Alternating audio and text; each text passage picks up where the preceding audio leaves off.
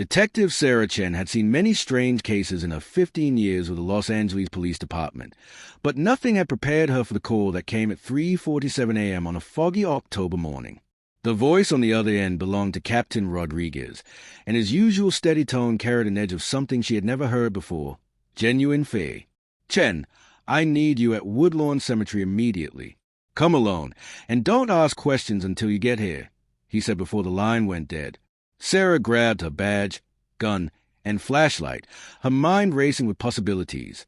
Woodlawn Cemetery was one of the oldest burial grounds in the city, dating back to 1847. It housed the remains of Hollywood legends, business tycoons, and ordinary citizens alike. What could possibly happen there that would shake Captain Rodriguez, a man who had investigated everything from serial killers to organized crime? The drive through the empty streets felt longer than usual.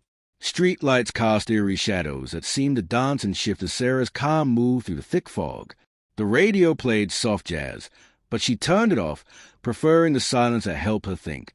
20 minutes later, she arrived at the cemetery's ornate iron gates. Captain Rodriguez stood waiting beside his patrol car, his usually neat uniform wrinkled, his face pale in the dim light. Behind him, Sarah could see several other officers, their flashlight beams cutting through the darkness like lightsabers in the mist. "Captain, what's going on?" Sarah asked as she approached. Rodriguez looked around nervously before speaking. 3 hours ago, we received a call from the night security guard here.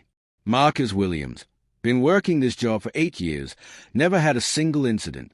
Tonight, he called 911 screaming about voices coming from the ground and lights that shouldn't exist. Sarah frowned. "Drugs? Mental breakdown." "That's what I thought, too," Rodriguez replied, leading her through the gates. "Until I got here and heard them myself."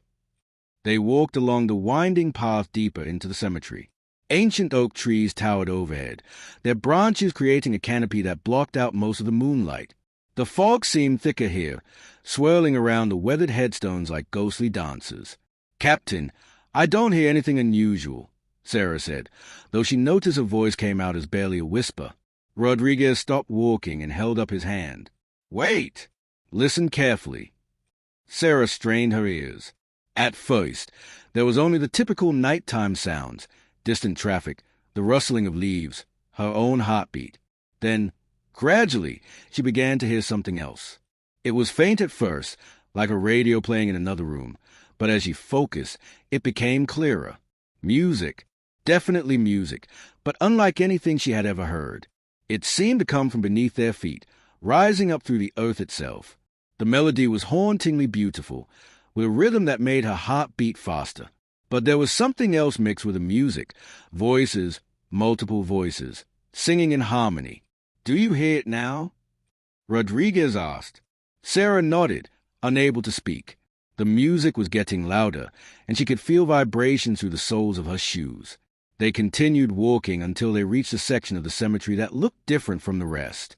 The grass here was unnaturally green despite the late season, and there were patches of earth that seemed to glow with a soft, blue light. In the center of this area stood an elaborate mausoleum with the name Sterling carved in large letters above the entrance. "The music is strongest here," Rodriguez said, pointing at the mausoleum. "And that's not all." As if on cue, the heavy stone door of the mausoleum began to swing open with a grinding sound that made Sarah's teeth ache. No one was pushing it. No wind could possibly move something that heavy. It simply opened on its own, revealing a darkness so complete it seemed solid. "Captain, we need to call for backup," Sarah said, her hand instinctively moving to her weapon. "I already tried," Rodriguez replied grimly. "Every time someone approaches this area with a radio or cell phone, the devices go dead. We're completely cut off from the outside world." The music grew even louder, and now Sarah could make out individual instruments, a piano, drums, guitar, and what sounded like a full orchestra. The voices singing along were neither male nor female, but something in between, creating harmonies that human voices shouldn't be able to produce. Then, from within the darkness of the open mausoleum, came a different sound. Footsteps. Slow, deliberate footsteps echoing off stone walls. Something was walking toward them from inside the tomb. "Captain, we need to leave." "Now," Sarah said, backing away. But Rodriguez seemed frozen in place, his eyes fixed on the mausoleum entrance. "Look at the nameplate again. Chen, look carefully." Sarah followed his gaze and gasped. The name on the mausoleum was changing, the letters shifting and rearranging themselves as if carved by an invisible hand. What had read Sterling now displayed a different name entirely, one that made Sarah's blood run cold. The footsteps from inside the tomb were getting closer, and the music had reached a crescendo that seemed to shake the very ground beneath their feet. Whatever was coming, they were about to meet it face to face. The footsteps stopped just inside the mausoleum entrance, and an unnatural silence fell over the cemetery. Even the distant city sounds seemed to vanish, leaving Sarah and Captain Rodriguez standing in a bubble of absolute quiet. The fog swirled thicker around them, and the strange blue glow from the patches of earth pulsed like a heartbeat. "Captain, tell me you're seeing this too," Sarah whispered, her voice barely audible in the oppressive silence. Rodriguez nodded slowly, his eyes never leaving the dark entrance. "The name on the mausoleum, it keeps changing. First Sterling, then Morrison, now it's showing something else." Sarah squinted through the fog and felt her heart skip a beat. The nameplate now read Jackson in bold, luminous letters that seemed to emit their own light. But this was impossible. She knew for certain that the world's most famous entertainer was buried at Forest Lawn Memorial Park, not here in this forgotten corner of Woodlawn Cemetery. A figure began to emerge from the darkness of the tomb. At first, it was just a shadow, tall and lean, moving with an unmistakable grace that made Sarah's breath catch in her throat. As it stepped into the pale moonlight, she could see it was a man wearing a glittering military-style jacket and a single white glove that seemed to shine with its own inner light. "This isn't possible," Rodriguez muttered, his hand shaking as he reached for his radio, forgetting that all electronic devices failed in this area. The figure raised his head, and Sarah found herself looking into eyes that held depths of sadness and wisdom that seemed to span decades. His face was exactly as she remembered from countless magazine covers and music videos, but there was something different about him now, an otherworldly quality that made her skin tingle with electricity. "Hello," the figure said, his voice carrying that familiar soft, breathy quality that had enchanted millions of fans worldwide. "I've been waiting for someone to find me." Sarah felt her knees go weak. You're supposed to be dead." The figure smiled sadly. "Yes, that's what the world believes. And in many ways, they're right. My body did die on June 25th, 2009. But my spirit, my essence, my music, that could never die. It was too powerful, too loved by too many people."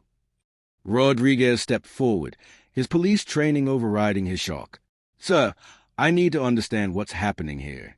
Are you claiming to be—" "I'm not claiming anything, Captain," the figure interrupted gently. "I'm simply here, as I have been for the past 14 years, trying to complete something that was left unfinished when I departed the physical world." The music began again, softer this time, like a gentle lullaby floating on the night air. Sarah recognized the melody immediately. It was Man in the Mirror, but arranged in a way she had never heard before, with instruments that seemed to include sounds from beyond the earthly realm.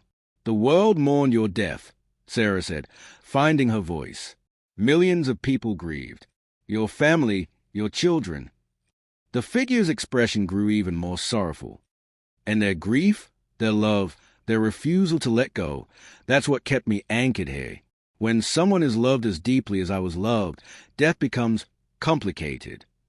He began to walk toward them, and with each step, the ground beneath his feet sparkled with tiny points of light, like stars fallen to earth. "I've been trapped between worlds, Sarah. Yes, I know your name. I know both of your names. Unable to move on because there was something I needed to do first." "What kind of something?" Rodriguez asked, though his voice betrayed his growing belief in this impossible situation. "In life, I was always searching for truth, for justice, for ways to heal the world. But there were secrets, dark secrets, that certain people desperately wanted to keep hidden. My death wasn't the accident or overdose they claimed it to be." Sarah felt a chill run down her spine. "You're saying you were murdered?" "Not in the way you might think," the figure replied. "But yes, I was silenced because I was getting too close to exposing something that goes deeper than anyone imagined. a conspiracy that reaches into the highest levels of the entertainment industry, involving people who present themselves as pillars of the community. The mausoleum behind him began to glow more brightly, and Sarah could see that the walls inside were covered with what looked like photographs, documents, and recordings. It was like a detective's evidence room, filled with proof of something terrible. For 14 years, I've been gathering evidence, using my connection to the spiritual realm to uncover truths that were buried with me. But I can't reveal this information myself. It has to be discovered by the living, by people who can act on what they learn. Rodriguez moved closer to the mausoleum entrance, his curiosity overcoming his fear. What kind of evidence are we talking about? Proof of a network of powerful individuals who use their positions to exploit and abuse others, particularly children, the figure said, his voice heavy with pain. I tried to expose them while I was alive, and they destroyed me for it. They used my own physician, my own trusted advisors, to silence me permanently. Sarah's mind raced as she processed this information. She had always wondered about the circumstances surrounding the pop star's death, the conflicting reports, the quick burial, the sealed autopsy results that were later mysteriously released. Why us? She asked.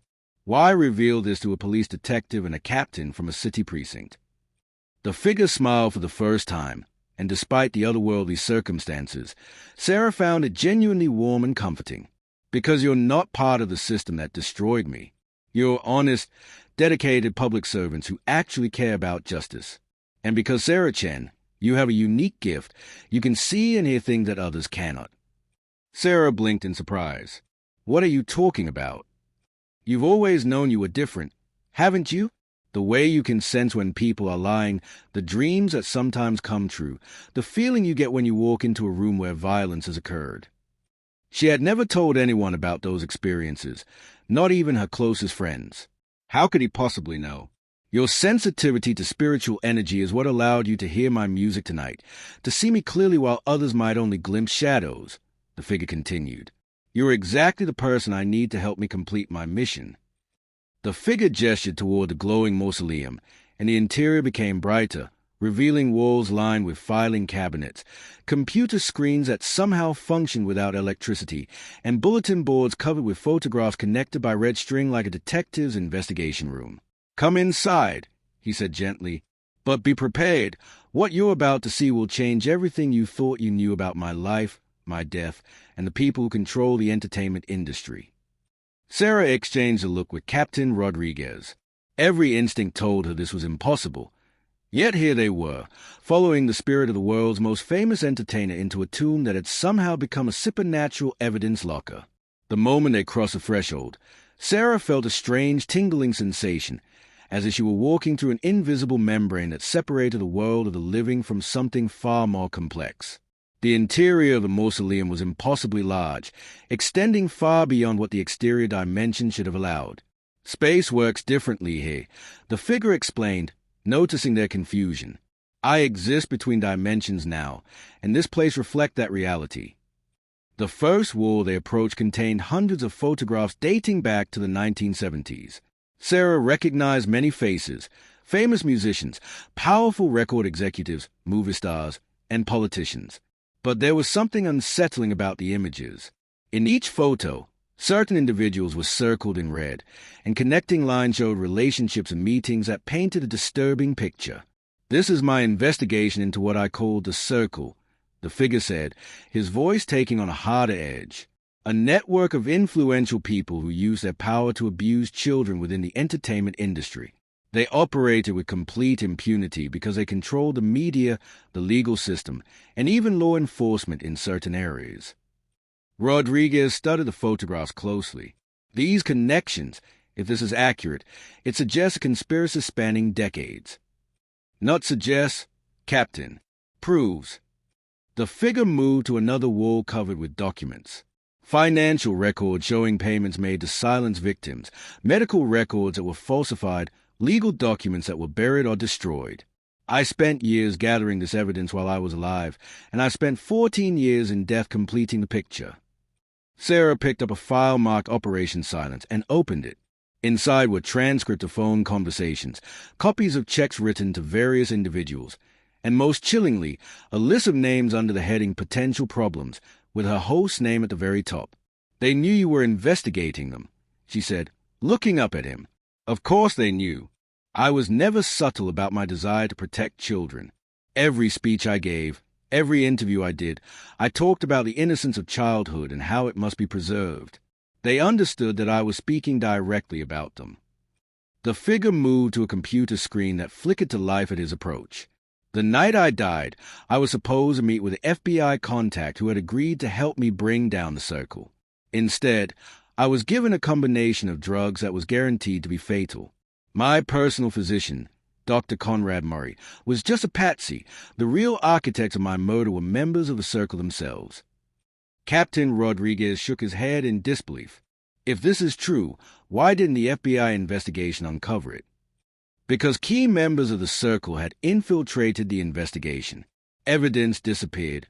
Witnesses were intimidated or bought off, and the focus was deliberately shifted to make it appear like an accidental overdose or medical negligence. Sarah continued examining the files, and what she found made her stomach turn.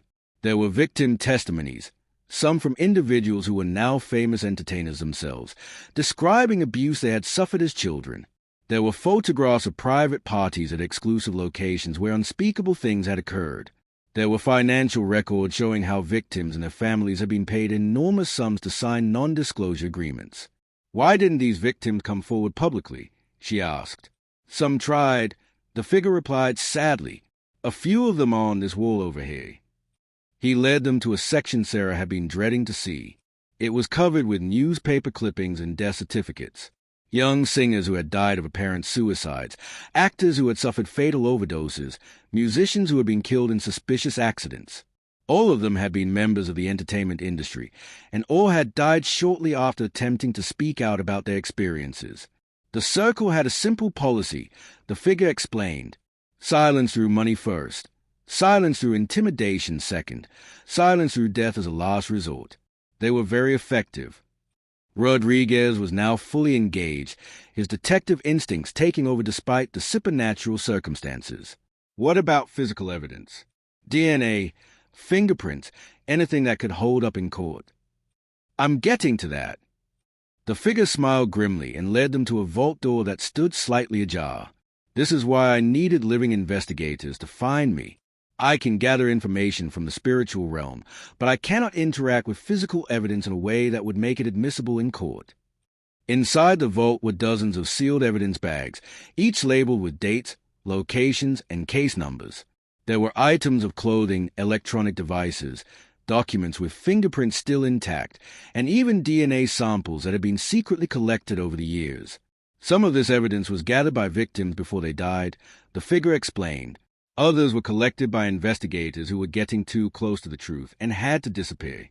I've been the guardian of this evidence for 14 years, waiting for the right people to find it. Sarah picked up one of the evidence bags and saw that it contained a recording device. "What's on here?" Conversations between circle members discussing specific victims, planning cover-ups, and in some cases, ordering the elimination of people who pose a threat. That particular recording contained the actual conversation where my own death was planned. The implications were staggering. If even half of this evidence was authentic, it would expose a criminal conspiracy that reached the highest levels of the entertainment industry and beyond. It would vindicate the figure before them and reveal that his death was not the result of medical negligence, but cold-blooded murder. But Sarah also realized the danger they were now in. If the circle killed you to keep you quiet, what do you think they'll do to us when they find out we know? The figure's expression became serious. That's exactly what we need to discuss. Because, Sarah, your presence here tonight wasn't an accident. The circle has been watching you. The words hit Sarah like a physical blow. Watching me? Why would they be interested in a detective from a city precinct? The figure moved to another section of the supernatural evidence room, where surveillance photos covered an entire wall. Sarah's face appeared in dozens of them, leaving her apartment, at crime scenes, meeting with informants, even having lunch with her sister last week. Because 3 months ago, you started investigating the disappearance of Timothy Chen, no relation, despite the shared surname, a 15-year-old aspiring singer who vanished after auditioning for a major record label, the figure explained. What you didn't know was that Timothy had been selected by the Circle for their private collection. Rodriguez stepped closer to examine the photos. Sarah, you never mentioned this case to me. Because it's not officially a case, Sarah replied, her voice tense. The boy's parents came to me personally. Lapp won't investigate because there's no evidence of foul play. Timothy left home voluntarily to pursue his music career, or so it appears. But you kept digging anyway, the figure continued. Your investigation led you to question people who were connected to Circle members. You interviewed former child stars who had worked with certain producers. You requested financial records from talent agencies that serve as fronts for Circle operations. Sarah felt a chill as she realized the truth. They've been monitoring my investigation this entire time. More than monitoring, they've been actively sabotaging it. Evidence you requested that mysteriously became unavailable, witnesses who suddenly refused to talk to you, leads that went nowhere, all of that was orchestrated by the Circle to keep you from discovering what really happened to Timothy. The figure walked to a computer screen that flickered to life, showing a map of Los Angeles with various locations marked in red. But Sarah, you're closer to the truth than you realize. Timothy is still alive, but is being held at a location that serves as both a recording studio and a prison for children who are being selected for the Circle's purposes. Rodriguez studied the map carefully. These locations, I recognize some of them. High-end recording studios, private estates in the Hollywood Hills, even a facility that's supposed to be a rehabilitation center for young entertainers. The rehabilitation center is the main facility, the figure confirmed. It's called Harmony Haven, and it's operated by Dr. Elizabeth Morrison, one of the Circle's most trusted members. On the surface, it's a treatment center for young performers struggling with addiction or mental health issues. In reality, it's where they house the children they've abducted. Sarah's mind raced as she processed this information. That's why you brought us here tonight. You need us to rescue Timothy and the other children. Exactly, but there's more urgency than you know. The figure's expression became grave. Tomorrow night, the Circle is planning what they call a retirement ceremony for several of the children they've been holding, including Timothy. In their terminology, retirement means murder. Rodriguez finished, his face pale. The children have seen too much, know too much. The Circle has decided they are too risky to keep alive any longer. But they never waste an opportunity. The ceremony will be filmed and distributed to their most elite clients as premium content. Sarah felt sick. How many children are we talking about? 7 at the current location. But Sarah, there's something else you need to know about why the Circle has been watching you specifically. The figure hesitated, then continued. Your sensitivity to spiritual energy isn't just unusual, it's dangerous to them. I don't understand. People with your abilities can see through the psychological manipulation and mind control techniques that the Circle uses to manage their victims. You can sense the truth even when everyone around you is lying. That's why your investigation into Timothy's disappearance was so effective despite their efforts to stop you. Rodriguez was studying the evidence bags intently. If we're going to move on this, we need to be smart about it. The Circle has people in law enforcement, right? At every level, the figure confirmed. FBI agents, judges, district attorneys, even chiefs of police in several major cities. If you go through normal channels, the Circle will know about your raid before you even leave the station. Sarah felt the weight of the situation settling on her shoulders. So what are you suggesting? That the 3 of us somehow take on a criminal organization that's been operating successfully for decades? Not just the 3 of us. The figure smiled mysteriously. I've been very busy during my 14 years in the spiritual realm. I've made contact with others who died because they tried to expose the Circle, journalists, investigators, even some former Circle members who tried to leave and were silenced. As he spoke, the air in the mausoleum began to shimmer, and other figures started to materialize. Sarah recognized some of them. A famous investigative reporter who had died in a suspicious car accident, a federal prosecutor who had supposedly committed suicide, a former child star who had overdosed after claiming she had evidence of abuse. We can't physically intervene, the figure explained, but we can provide you with real-time intelligence, help you navigate the facility, and guide you to evidence that will be impossible for the Circle to explain away. Rodriguez checked his watch. It's almost dawn. If we're going to do this, we need to move fast. There's one more thing. The figure said seriously. The Circle knows about your visit here tonight. They have surveillance equipment that can detect spiritual activity, and our meeting has triggered every alarm they have. By now, they know that their secrets have been compromised. As if to confirm his words, Sarah's phone suddenly burst alive, buzzing with missed calls and text messages that had somehow gotten through despite the electronic interference in the cemetery. The first message made her blood run cold.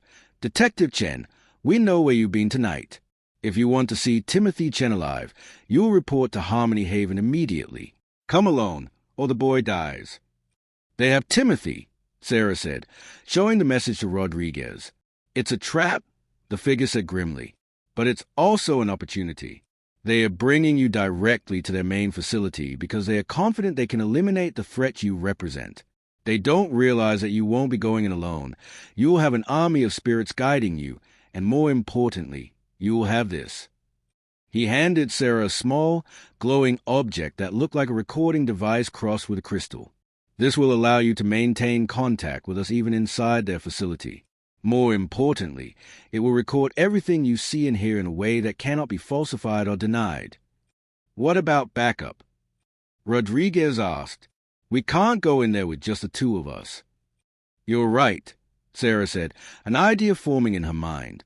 But I know someone who might help us, someone outside the normal law enforcement channels. Dawn was breaking over Los Angeles as Sarah and Rodriguez left the cemetery, but instead of feeling relief at escaping the supernatural encounter, Sarah felt the weight of impending danger pressing down on her. She had made a call to Marcus Webb, a former Special Forces operative turned private investigator who owed her a favor from a case they had worked together 2 years earlier. Webb met them at a 24-hour diner in downtown L.A., his weathered face showing concern as Sarah explained the situation. She left out the supernatural elements, focusing instead on the evidence of child trafficking and the immediate threat to Timothy and the other children. You're talking about taking on some very powerful people, Webb said after examining copies of the documents Sarah had managed to photograph in the mausoleum. If even half of this is accurate, they have resources we can't match. Which is why we need to be smart about this, Sarah replied.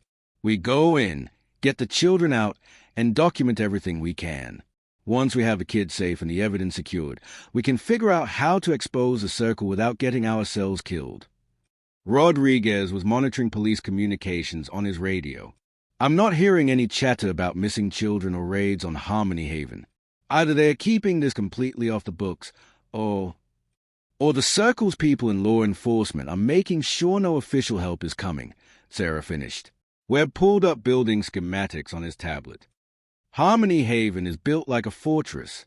High walls, limited access points, sophisticated security systems. Getting in won't be easy, and getting out with 7 children will be nearly impossible. As they planned their approach, Sarah felt the crystal-like device the spiritual figure had given her begin to warm in her pocket.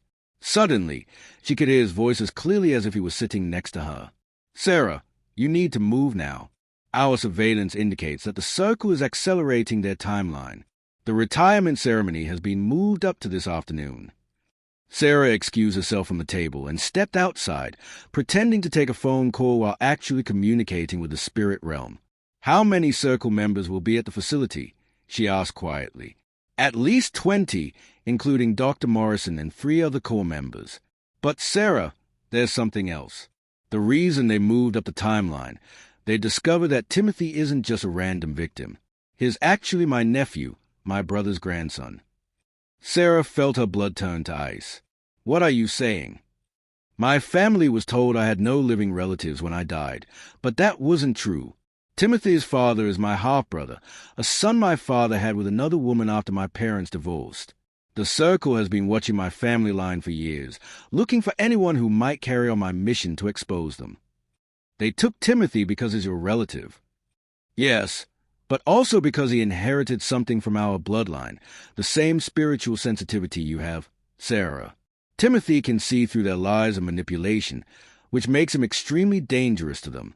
They've been studying him, trying to understand how to neutralize people with our abilities.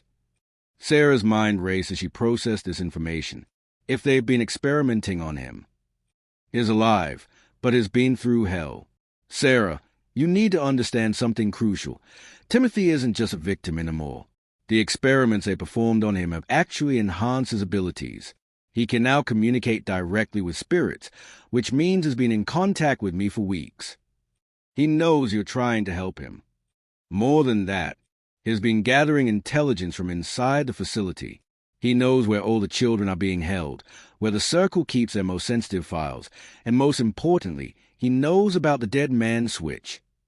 Sarah felt a chill. What dead man switch?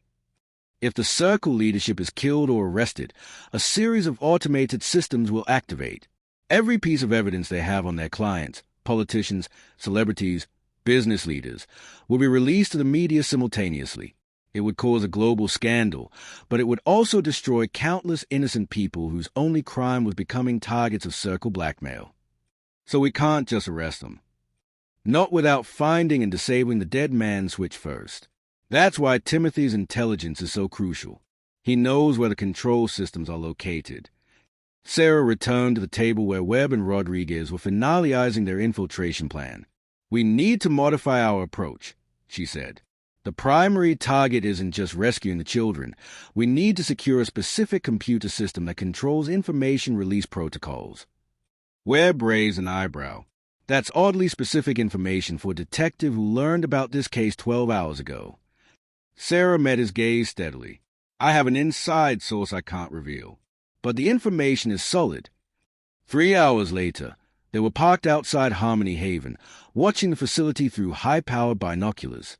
The building looked exactly like what it claimed to be, a peaceful treatment center surrounded by gardens and walking paths.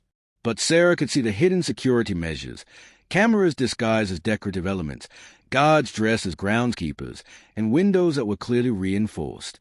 Remember, our primary objective is the children, Rodriguez said into their communication headsets. Whatever else we accomplish is secondary to getting those kids out alive. They moved in 3 directions simultaneously. Webb approached from the rear of the facility. Rodriguez entered through the service entrance, and Sarah walked directly through the front door, using her detective credentials to demand an immediate inspection based on an anonymous tip about child endangerment. Dr. Morrison met Sarah in the lobby, a tall woman with silver hair and cold blue eyes. Detective Chen, what a surprise. I was just preparing to call you. Were you? Sarah replied, her hand resting on her weapon. That's interesting, considering I haven't told anyone I was coming here. Morrison smiled, but it didn't reach her eyes. Oh, but we know all about your investigation into young Timothy. In fact, he's been asking for you. Would you like to see him? Every instinct told Sarah this was a trap, but she also knew that Timothy and the other children were running out of time. Lead the way. As they walked through the facility's corridors, Sarah noticed details that confirmed her worst fears. The walls were soundproofed, the doors all had electronic locks, and there were no windows in the interior rooms. This wasn't a treatment center. It was a prison designed to look like one. Morrison led her to a basement level that definitely wasn't on the building's public blueprints. Hey, the pretense was dropped completely. The walls were bare concrete, the lighting was harsh fluorescent, and the smell of fear and despair was overwhelming. Timothy is in our special observation suite, Morrison said, producing a keycard. He's been quite talkative lately. Claims he's been having conversations with his dead uncle. Fascinating delusions. They stopped in front of a heavy steel door with a small window. Sarah looked through and saw a teenage boy sitting on a narrow bed, his eyes closed in concentration. Even through the reinforced glass, she could sense the extraordinary spiritual energy radiating from him. Timothy, she called out. The boy opened his eyes and looked directly at her. When he smiled, Sarah saw the unmistakable resemblance of the figure she had met in the cemetery. Detective Chen, Timothy said, his voice carrying clearly despite the thick door between them. Uncle Michael said you would come. He also said to tell you that the dead man's switch control panel is located behind the false wall in Dr. Morrison's office, and that you have exactly 18 minutes before the retirement ceremony begins. Dr. Morrison's face went pale. That's impossible. There's no way he could know about. She never finished the sentence. Sarah drew her weapon and pointed it directly at Morrison's head. You're going to open every door in this facility, and you're going to do it right now. As if summoned by her words, Webb's voice crackled through her earpiece. "Sarah, I've found the other children. They're alive, but we need to move fast. I can hear vehicles approaching the facility." Rodriguez's voice joined in. "I'm in Morrison's office. Found the hidden panel Timothy mentioned. The dead man switch is here, but I need someone who understands computer systems to help me disable it." Sarah looked through the window at Timothy again. "Can you hack into their system?" Timothy nodded. "Uncle Michael has been teaching me things during our conversations. Things about technology that he learned from the spirit realm. I can disable their protocols, but I need to be at the main terminal." "Dr. Morrison, you're going to take us to your office right now," Sarah ordered. "And if you make any attempt to signal for help, I will shoot you without hesitation." As they moved through the facility, Sarah could hear the spiritual figure's voice encouraging her through the crystal device. "You're almost there, Sarah. 14 years of waiting, and finally, justice is within reach." But as they entered Morrison's office, Sarah realized their biggest challenge was just beginning. Through the windows, she could see black SUVs surrounding the building, and armed men taking positions around the perimeter. The circle's full resources were being brought to bear, and the final confrontation was about to begin. The computer system hummed to life as Timothy's fingers flew across the keyboard, guided by knowledge that seemed to come from beyond the physical world. On the screen, Sarah could see files being copied, evidence being secured, and most importantly, the dead man's switch protocols being systematically disabled. "It's done," Timothy announced. "The automatic release systems are offline, and I've copied everything to a secure server that the Circle can't access." Outside, Sarah could hear shouting and the sound of approaching footsteps. The final battle between justice and corruption was about to begin, but for the first time since this nightmare started, Sarah felt confident they were going to win. The truth about the Circle, about the mysterious death 14 years ago, and about the children who had suffered in silence was finally going to be revealed, and the spirit who had waited patiently for justice would finally be able to rest in peace.